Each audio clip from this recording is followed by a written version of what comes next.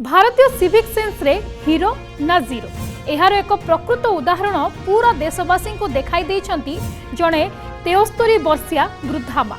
केरलर कोझिकोडे रे नागरिक सचेतनतार दृढ़ उदाहरण देखा मिली।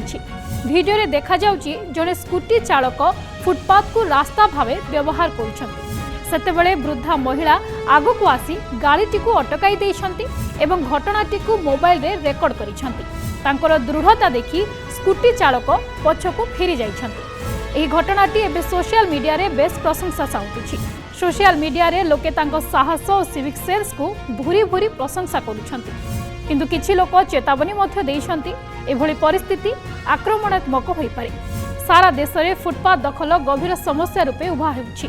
एहाकु गुरुत्व दे गत वर्ष सुप्रीमकोर्ट राज्यगुड़ी को फुटपाथर सुरक्षा और रक्षणाबेक्षण सुनिश्चित करने को निर्देश मध्य देइछंती। वृद्धा मां को साहस पाई स्थानीय जिलापाल सोशल मीडिया रे पोस्ट करी प्रशंसा करितबा बेले पुलिस प्रशासन पक्षरु तांकु संबर्धित करा जायछि।